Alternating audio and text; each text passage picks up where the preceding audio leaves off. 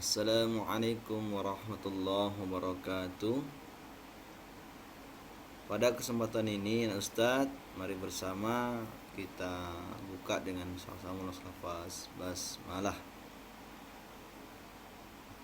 Assalamualaikum warahmatullahi wabarakatuh.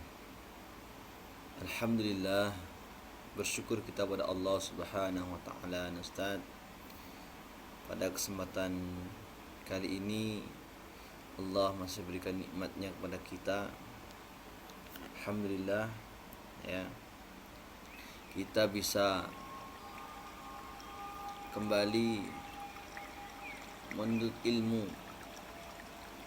yang pada kesempatan ini insyaallah kita akan memperdalam kembali ilmu tentang tahsinul Quran, memperbaiki bacaan Al-Quran kita.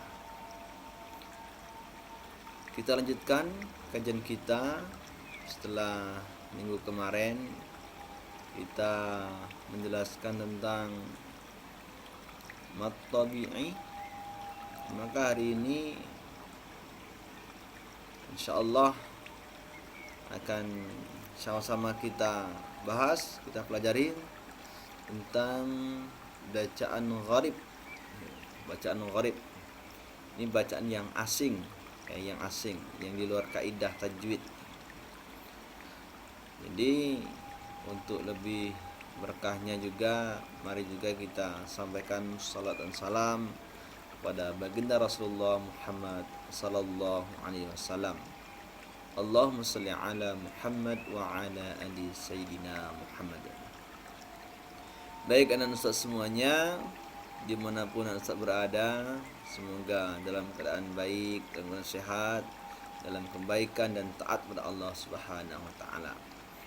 Mari bersama kita awali pelajaran kita pada kesempatan ini dengan melafazkan lafaz basmalah. Bismillahirrahmanirrahim. Semoga belajarnya kita dalam kesempatan ini mendapatkan berkah dan rahmat dari Allah Subhanahu wa taala. Baik anak ustaz semuanya, sama-sama kita masuk ke pelajaran. Dalam kesempatan ini, sebagaimana saya sampaikan tadi, kita akan membahas tentang bacaan gharib. Jenis bacaan gharib itu banyak. Cuman dalam kesempatan ini yang akan sama-sama kita pelajari adalah dua hal, ya. Dua bacaan gharib. Pertama ismam, yang kedua imalah. Yang pertama ismam, yang kedua imalah. Apa itu kedua hal itu? Akan kita coba bahas satu persatu nantinya, ya. Baik, anak ustaz tetap fokus dan tetap memperhatikan. Bila perlu disiapkan buku yang ini, buku TTG, ya, buku TTG di bagian bacaan gharib, ya. Anak ustaz semuanya yang dirahmati Allah Subhanahu wa taala, selanjutnya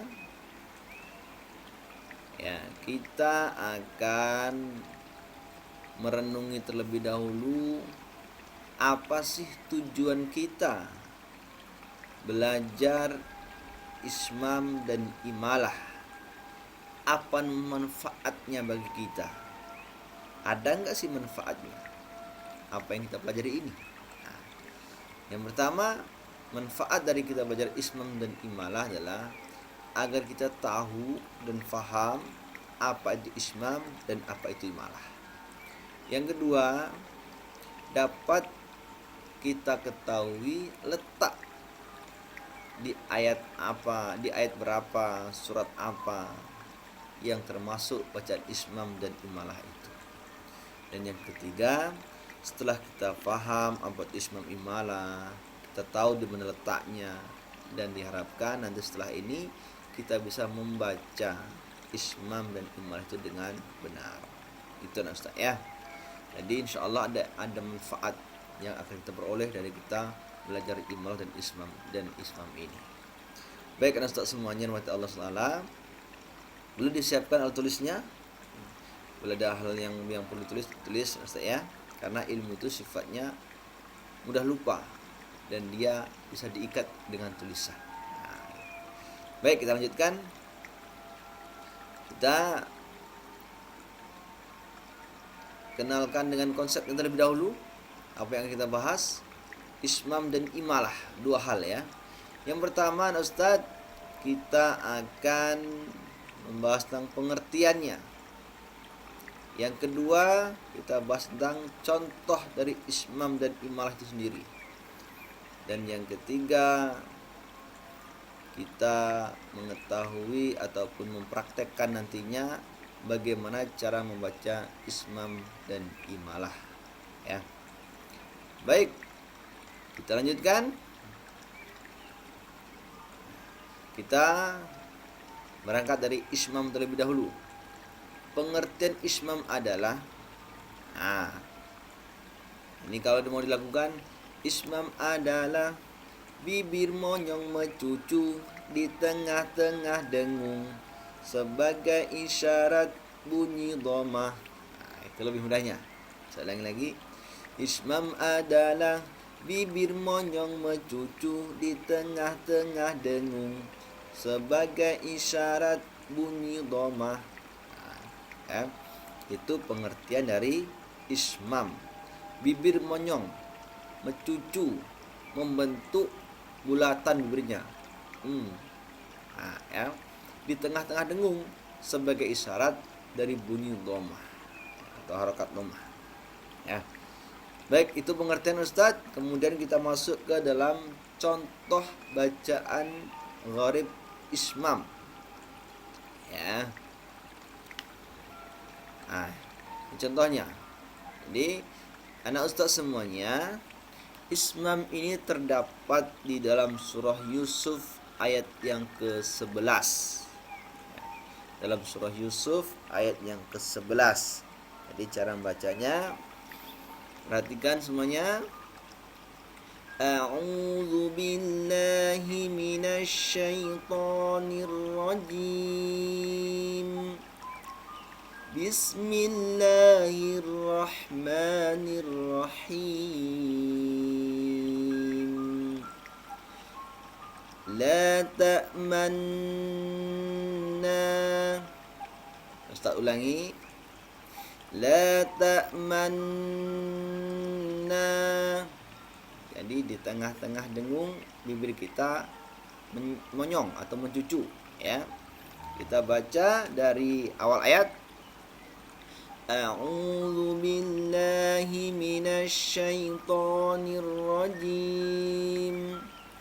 Bismillahirrahmanirrahim.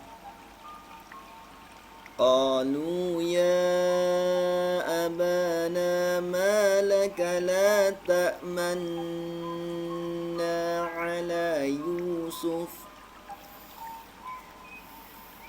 Ma laka la ta'manna ala Yusuf wa inna lahu lanasihun. Jadi anak Ustadz, untuk ismam ini rumusnya kita baca nun mati terlebih dahulu, kemudian kita gunakan, kita dengungkan, dan kita mencucukan bibir kita, kemudian ditarik lagi bibirnya, dengungkan kembali, baru dilepaskan huruf nan yang fathahnya. Jadi contohnya la ta'manna, tidak dibolehkan misalnya langsung mencucu. La ta'man, enggak boleh ya. Jadi didengungkan terlebih dahulu, dimencucukan, ditarik kembali dengungnya, kemudian baru dilepaskan. La ta'manna. Kemudian jika ada pertanyaan, Ustadz, apakah boleh ketika kita membaca itu kita gunakan saja, nggak usah pakai mencucu? Ya, jawabannya tidak boleh ya, karena dari Rasulullah dan para ulama Quran tidak ada yang mencontohkan demikian ya. Jadi seorang sekali lagi cara membacanya, didengungkan, kemudian di tengah mendengung itu bibir mencucu, kemudian ditarik kembali dengungnya dan dilepaskan. sebagai isyarat di sana ada dhammahnya. Ya. Jadi ini la ta'manna, ya, itu Ustaz. Selanjutnya setelah ismam kita mengetahui pengertiannya, contohnya dan cara membacanya. Ya, nah Ustaz bisa coba la ta'manna, la ta'manna. Ya. Selanjutnya Ustaz, mari bersama kita lihat yang imalah. Ya, imalah. Pengertian dari imalah adalah memiringkan bunyi fathah ke kasroh pada kasroh. Ya, jadi pertengahan antara fathah dan kasroh. Ya, kalau mau dilakukan, imalah adalah memiringkan bunyi fathah pada kasroh. Nah, ya itu. Dan untuk contohnya, tadi pengertiannya, ini contoh imalah. Imalah di dalam Al-Quran terdapat di dalam surah Hud ayat 41. Ya, imalah terdapat pada surat Hud ayat 41. Nah, itu udah ingat ya. Jadi Ustaz, untuk ini ketika anak Ustadz membaca fathah itu terdapat di ra, huruf ra itu ra. Kemudian kasrahnya itu ri. Tapi untuk imalah ini di pertengahannya. Jadi ra itu ketika fathah, kemudian ri ketika kasrah, maka imalah ini pertengahannya, ya. Jadi dimerengkan majreha, pare, re. Nah, ya, pare, re. Tempe, p. Nah, di e, ya. Bukan tapi e. Majreha. Di Ustaz contohkan, kita baca ayatnya, ya. A'udzu billahi minasyaitonir rajim. Bismillahirrahmanirrahim. Wa qala irkabu fiha bismillahi majriha wa mursaha. Inna rabbi laghafurur rahim. Ustaz ulang sekali lagi.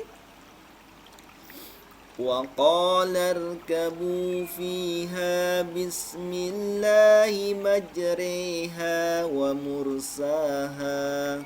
Inna rabbi laghafurur rahim. Demikian Ustaz, untuk imalah ini terdapat di dalam surah Hud ayat 41. Anak Ustaz bisa coba di rumah.